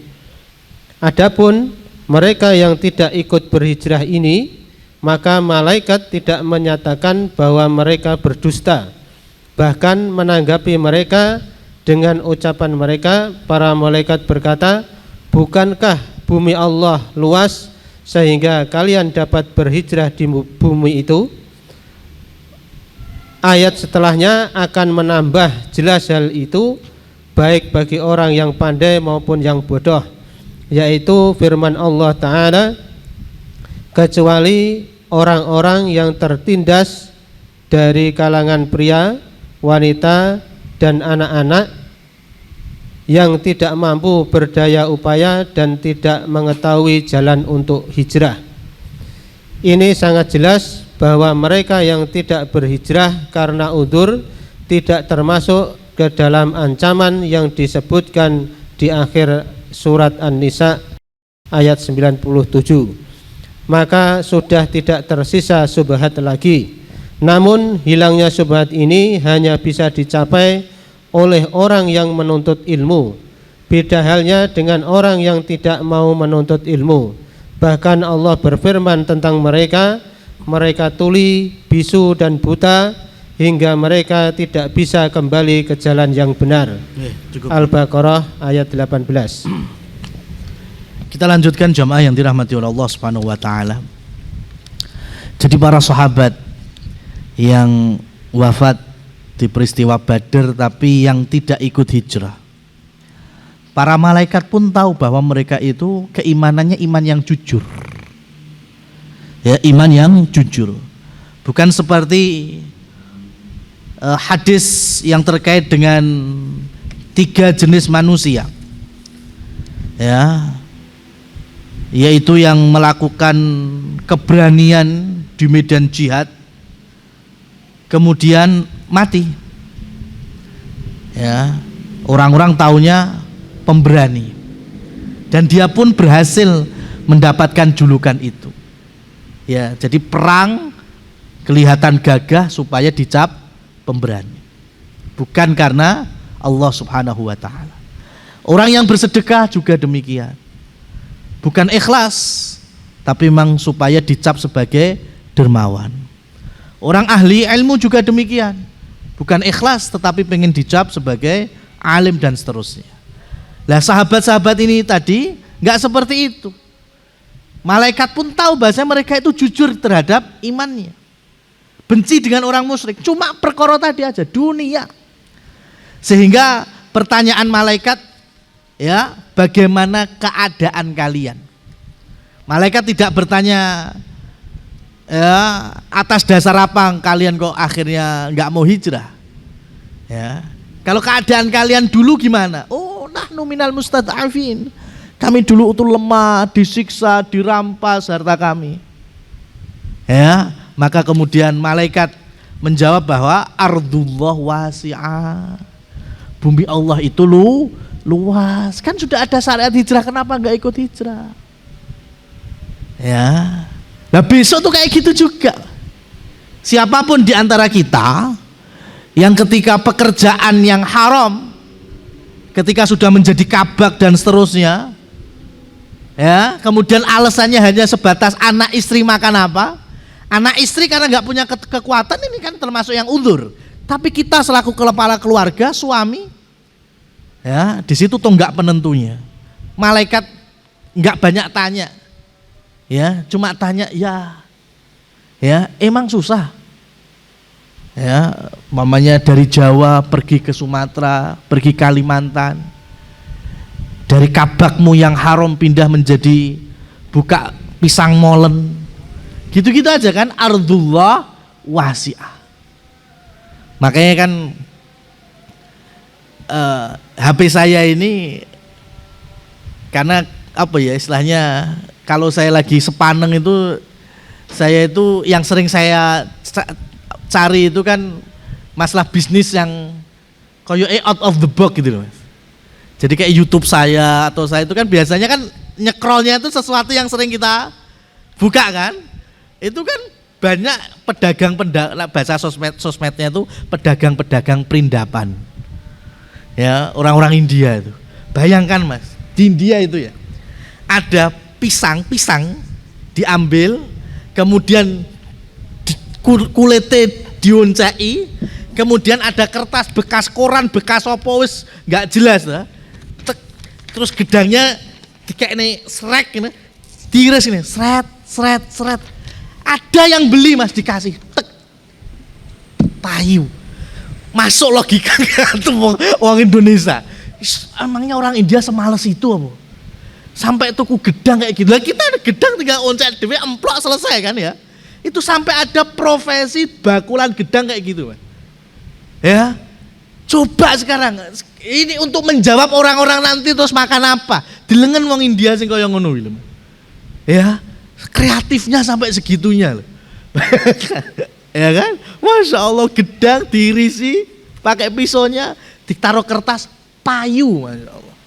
Dan itu halal, jual beli yang halal dibanding profesi-profesi yang haram.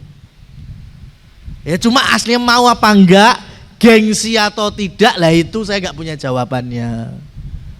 Ya, tapi kalau dicari, jangan kemakan kaidah. Oh yang haram aja susah, apalagi yang halal. Jari sopo, yang halal itu banyak. Ya, yang halal itu banyak. Cuma kita mau atau tidak, siap sabar atau tidak, ya, siap mendapatkan cemoohan atau tidak, ya, selagi kita berusaha ikhlas karena Allah Subhanahu wa taala, ya, semoga Allah Subhanahu wa taala memberikan solusi di situ. Man taraka syai'an lillah awwadahullahu khairan minhu. Barang siapa yang meninggalkan sesuatu karena Allah, maka niscaya Allah akan menggantinya dengan yang lebih baik. Nah, maka sekali lagi malaikat nantinya hanya akan menjawab dan bertanya, alam takun ardullahi wasi'atun fatuhajiru fiha. Ya, tidakkah bumi Allah itu luas dan kalian bisa berhijrah, ya. Dan model seperti ini dimaklumi, difahami oleh orang yang mau menuntut ilmu. Kalau nggak mau ya seperti ayat summum bukmun umyun fahum, ya, la yarji'un, ya. Sehingga ketika akhirnya Imam Hasan Al-Basri menuturkan keimanan bukan sekedar dengan hiasan lahiriah saja, apalagi angan-angan, akan tetapi keimanan adalah keyakinan yang kokoh di dalam kalbu dan dibuktikan oleh amalan. Ya, jadi al-a'mal bil jawarih, dengan organ kita, ya, itu bagian dari keimanan. Amalan dengan fisik kita itu bagian dari keimanan. Salah satunya dengan kita melangkahkan kaki keluar dari kampung yang musyrik, ya, keluar dari pekerjaan yang haram, keluar dari lingkungan yang di situ banyak kemungkaran, kecuali kalau kita berada di dalamnya memang untuk berdakwah. Wallahu a'lam bissawab. Ya, demikian sesuai materinya dan sebatas teori yang kita baca dan kita jelaskan seringkes mungkin. Jazakallah khairan Ustaz. Ya, insya Allah sudah jelas ya untuk materi ini. Jadi kita sudah sampai ke peristiwa kelima, insya Allah kurang satu lagi. Ya, ini kami ulangi lagi. Besok penyembelihan kita tidak bisa yang paling abdul ya, penyembelihan sapi, karena abdulnya harus selesai sholat id, tapi di hari Sabtu sudah hari ketiga. Karena yang nyembelih yang enggak ada Ustaz ini. Enggak ada. Mungkin kalau Ustaz Iqbal siap ya. Saya tambahi, kalau masalah afdol ndaknya memang kita sekarang nggak bisa yang paling afdol. Kenapa? Pertama, paling afdol menyembelih itu dulu Rasul SAW kan sholat ngimami Idul Adha, kemudian naik untuk berkhutbah. Turun khutbah, Rasul langsung menyembelih sembelihannya, hewan kurbannya, kemudian diikuti setelah Rasul menyembelih oleh seluruh para sahabat. Maka kurban itu paling utama adalah menyembelih sesudah Amirul Mukminin itu menyembelih sembelihannya.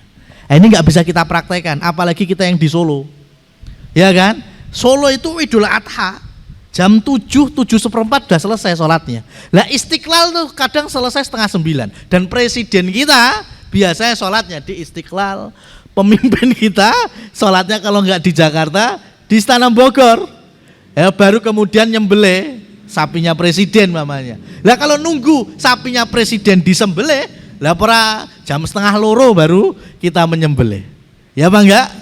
Ya, jadi kalau afdol yang pertama ini kita nggak bisa melakukannya, yaitu menyembelih sesudah hewan sembelihan waliul amr disembelih. Dan presiden kita nyembelihnya mesti sudah di atas jam 9. Yang kedua, ini ada dalam pembahasan fikih sebetulnya, bahwa hukum makan dari daging kurban sebelum daging kurban itu dibagikan, ini juga melanggar keafdolan. Cuma di Indonesia nggak bisa dihilangkan. Kenapa? Karena sistemnya kepanitiaan dan guyup masyarakat. Ya, sehingga ketika ada yang udah disembelih, mesti sebagian dulu langsung dimasak. Ya, digulai apa-apa yang cepat, kemudian nanti makan bareng ya, supaya nanti di sesi berikutnya, yaitu pemecelan atau mulai pembagian, itu sudah ada stamina tambahan. Nah, itu dibahas oleh ahli fikihnya. Jadi afdolnya itu bagi baru kemudian masak. Coba praktekkan, mesti randuwe panitia sampean. Ya kan? Nah, ini cuma ya kalau dibilang sah ya tetap sah ya. Cuma afdolnya itu gitu dari kalangan para ulama. Wallahu a'lam bishawab. Ya, terima kasih Ustaz. Insya Allah ya besok Sabtu ada penyembelihan. Kalau ada yang mau ikut ya monggo, nanti bilang sama panitia biar dikoordinasikan. Kemudian hari Sabtu, hari Ahadnya tetap ada kajian. Insya Allah Ustaz Juwarno siap. Ya. Insya Allah Ahad berikutnya, Ahad kedua kembali lagi Ustaz Iqbal. Ya. Nanti menyelesaikan ini. Ya, yang peristiwa ke-6 ini sudah selesai Insya Allah. Karena mungkin beliau awal apa akhir Ustaz ya? Umroh? Pertengahan. Oh, pertengahan. Oh, besok masih Juli ya? Ya, Juli. Agustus. Kalau yang mau umroh hari bulan Agustus bisa sama Ustaz Iqbal. Silakan nanti dia. Kemudian untuk bulan besok insya Allah agak beda ya. Jadi akad pertama Ustaz Juwarno, akad kedua Ustaz Iqbal, akad ketiga tetap dari Pondok Bukhari Ustaz Muhammad Thayyib, akad keempat Ustaz Abdul Aswad dari Klaten, kemudian akad kelima dari Radio Bas. Ya agak padat ya, monggo yang tidak punya acara jangan diada-adakan acara sendiri, nggih. Pilih ngaji. Ya itu ya. Jangan tadi hijrahnya biar lebih sempurna gitu. Ya mungkin ada pertanyaan, monggo Pak Usni yang tadi, nggih. Mas Haris.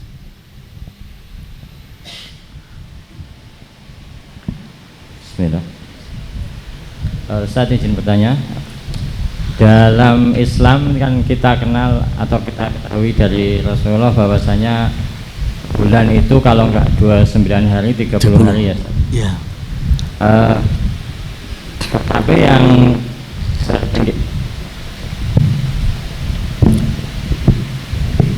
Tapi yang sering kita dengar tentang ru'yatul hilal itu mesti Sya'ban, akhir Sya'ban, akhir Ramadan, awal Dzulhijjah. Nah, apakah itu di balik layar tiap bulannya juga ada? Kalau dari Sya'ban sampai Muharram ya itu kan berurut. Nah, selain yang bulan-bulan itu, apakah di balik layar katakanlah itu para ulama atau ahli namanya itu ada ru'yatul hilal? Kemudian yang kedua Ustaz, terkait yang tadi penjelasan tentang hijrah, Ammar bin Yasir tadi kan dipaksa untuk melakukan kekufuran, yaitu dalam bentuk ucapan ya Ustaz, dengan hatinya yang tetap dalam keimanan. Pertanyaannya, apakah hal itu juga ada uzur sebagaimana untuk ucapan kekufuran dalam bentuk ucapan, untuk kekufuran dalam bentuk perbuatan Ustaz? Seperti misalnya di era penjajahan Jepang kan orang dipaksa untuk rukuk kepada matahari. Jazakallah khair. Barakallahu fikum. Terkait dengan jumlah bulan dalam setahun itu ada di dalam firman Allah, inna iddatasy syuhuri indallahi 12 syahra. Dan terkait dengan jumlah bulan ada 29 atau 30 sebagaimana sabda Rasul asyahru hakadha ya au hakadha. Dan apakah kalau bicara kita negeri kita ini setiap syiar-syiar besarnya pasti ada ru'yatul hilal, apakah selain itu ada ru'yatul hilal juga di belakang layar? Jawabannya iya. Ya, cuma kan kenapa di balik layar? Karena memang tidak ada syiar-syiar besar yang memang harus dibawa ke penguasaan. Ya, jadi mamanya Muharram itu ada juga ru'yatul hilalnya, Dzulhijjah selesai masuk 1 Muharram. Kemudian nanti Safar, Rabiul Awal, Rabiul Tsani itu setiap bulan pun ada. Bahkan Kementerian Agama punya divisi khusus untuk ru'yatul hilal. Cuma yang menjadi besar di kita ya cuma ketika memasuki Ramadan mengakhirinya, memasuki Idul Fitri dan 1 Dzulhijjah karena di situ juga ada ibadah haji ya. Dan ini membuktikan bahwa negeri kita ya itu masih bisa disebut negeri kaum muslimin. Karena selain syiar Islam bebas sebebas-bebasnya, itu ada sebagian dari syariat ini diampu oleh penguasa. Dalam hal ini wewenang Kementerian Agama seperti hari raya, zakat, haji dan lain seterusnya. Kemudian terkait dengan uzur, apakah sama uzur ketika ucapan dengan perbuatan? Kalau ucapan para ulama sepakat tidak ada perbedaan. Tapi kalau perbuatan ulama terbagi menjadi 2. Ya, umpamanya dipaksa ini. Dipaksa suruh sujud ke dewanya atau dibunuh. Ya, ulama berselisih pendapat. Yang pertama yang enggak membolehkan, tetap kita harus iman kokoh kepada Allah. Berarti ya dipancung berarti. Ya. Kemudian yang kedua membolehkan dan menyamakan baik itu lafal, ucapan maupun perbuatan. Ya, menyembah dewa atau menyembah patung dewa atau dipancung, maka dia pun akhirnya bersujud ya, tapi hatinya tetap dalam kondisi iman kepada Allah Subhanahu wa taala. Dan dari dua pendapat ini ulama-ulama kontemporer seperti Syekh Shalih Utsaimin, Syekh Shalih Fauzan, mereka masih membolehkan ketika perbuatan yang di situ ada letak kekufuran, tapi karena waman ukriha wa qalbuhu mutmainnun bil iman ya. Jadi dia terpaksa dan hatinya benar-benar kokoh di atas keimanan. Jadi yang tahu betul-betul antara dirinya kepada Allah Subhanahu wa taala. Demikian wallahu a'lam bissawab. Hari ini ada door prize yang bertanya. Ya. Ya, dua yang bertanya awal dapat door prize. Mana? Ngomong dong. Bismillah. Izin bertanya Ustaz. Terkait takbir muqayyad tadi kan dijelaskan bahwasanya diucapkan setelah sholat wajib ya. Iya. Nah, itu pengucapannya itu setelah salam atau setelah zikir? Masya Allah. Yang pertama, yang kedua, biasanya kalau kita sholat berjamaah di masjid itu kan setelah salam imam itu langsung memimpin takbir. Nah, Ya. itu sikap kita sebagai baiknya bagaimana Ustaz? Ya. Jazakallah khair.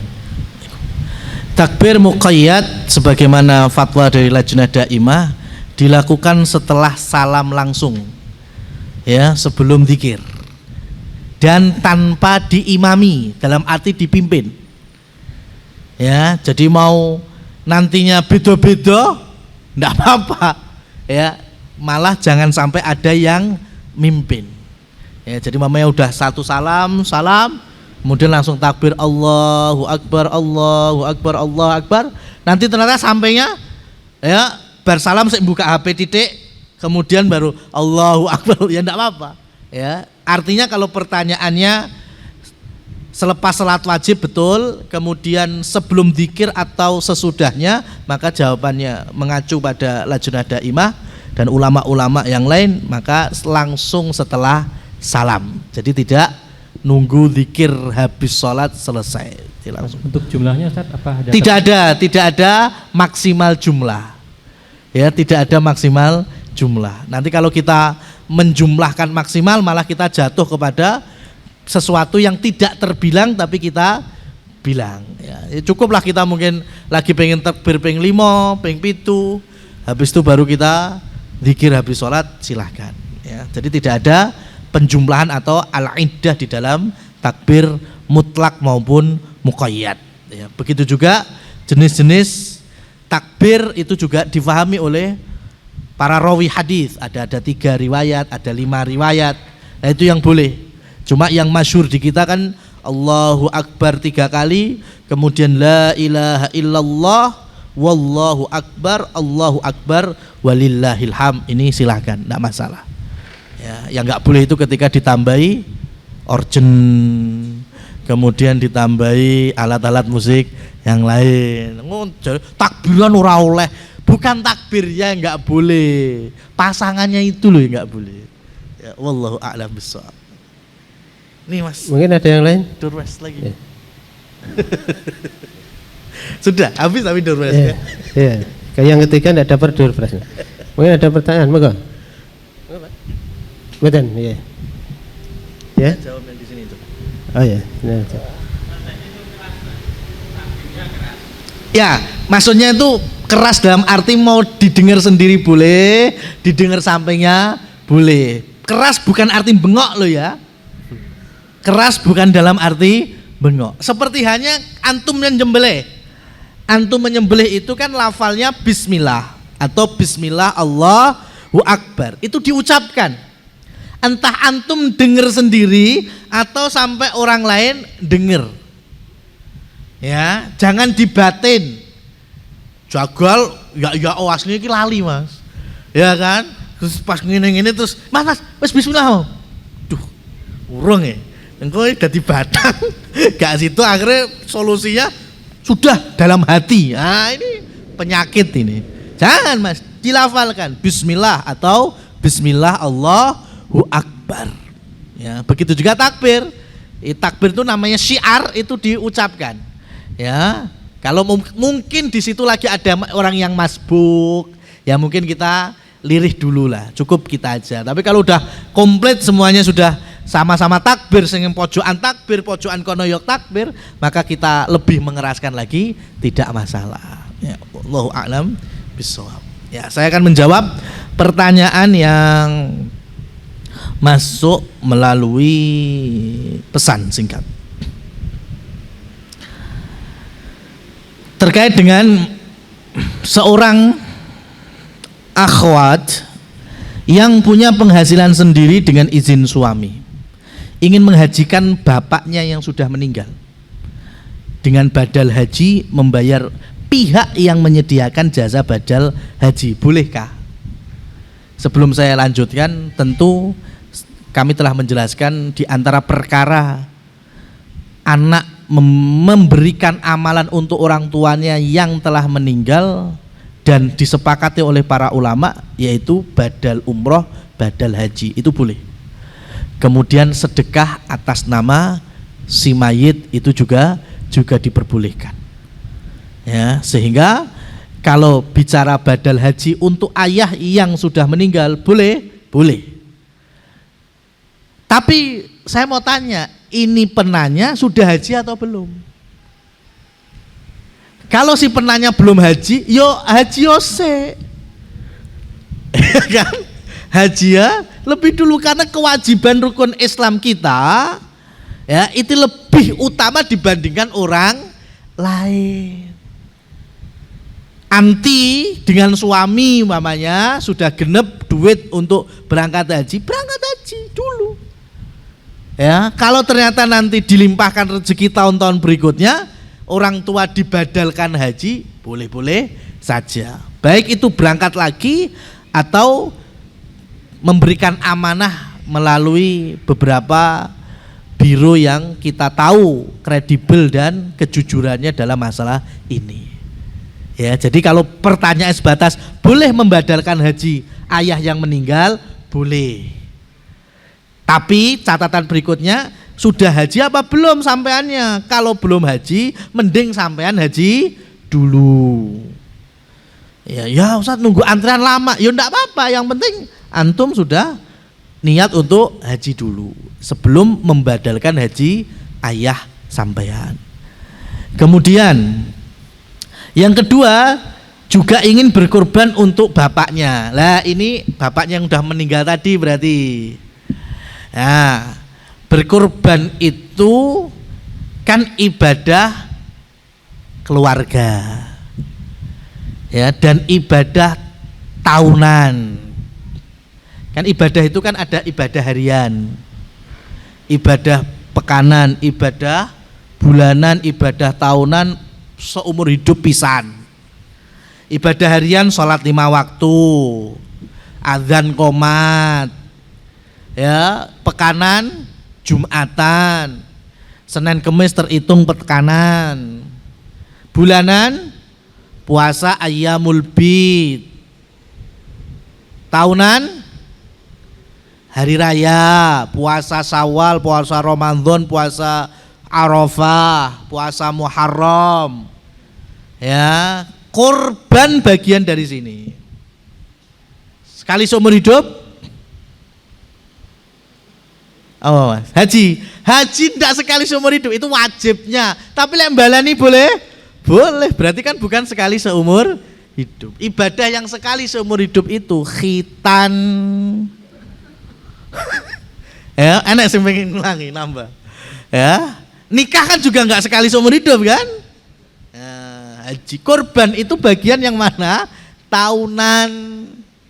Ya, makanya setiap tahun kita bisa mengulangi kurban. Dan Rasul Shallallahu Alaihi Wasallam dalam sabdanya ketika menyembelih, ya, Bismillah Allahu Akbar, hadza minni wa ahli baiti, ini dariku ya Allah dan dari keluargaku. Artinya satu orang berkorban itu pahalanya itu satu keluarga. Termasuk sampean ketika kurban atas nama sendiri itu insya Allah orang tua pun dapat pahalanya. Dibandingkan mengatasnamakan kurban orang tua yang sudah meninggal tanpa ada wasiat, kecuali ada pesanan atau ada niat tanggal 1 Dzulhijjah, ada seorang ayah bilang, nak ayo besok Rebo 2 hari lagi antarkan bapak ke pasar sapi yo.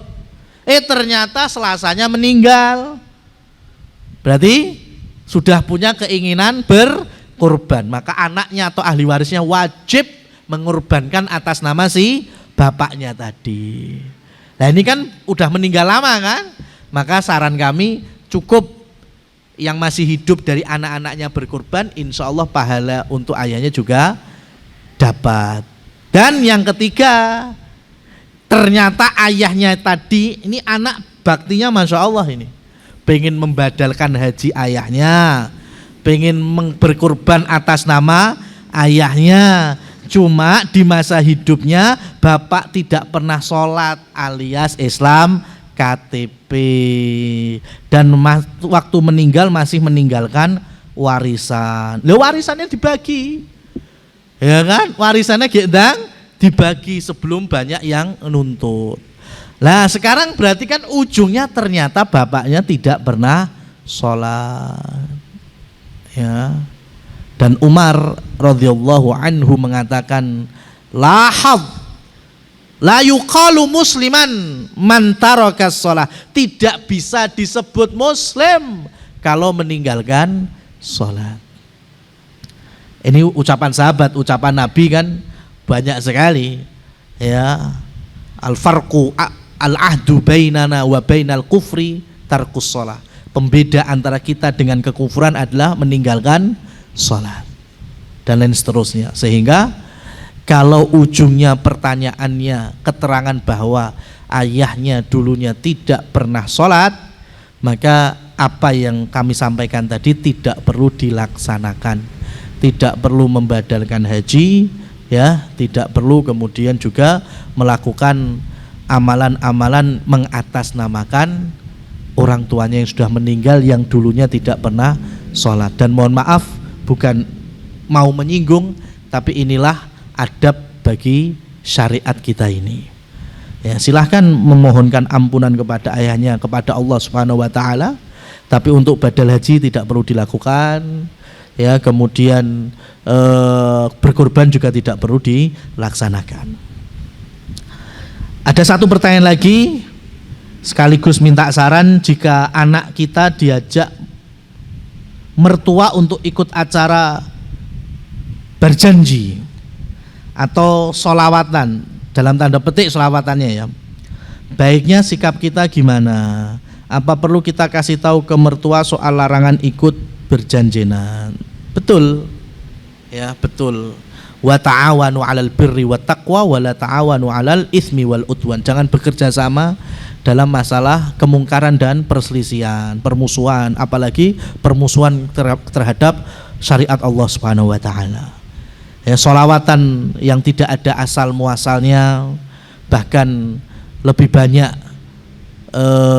terjerumus kepada lafaz-lafaz bid'iyah dan kufriyah, ya, apalagi berjanji yang rata-rata sirah nabinya diambil dari hadis-hadis yang lemah dan palsu, dan mengunggulkan Nabi sampai di level rububiyah Allah Subhanahu wa taala.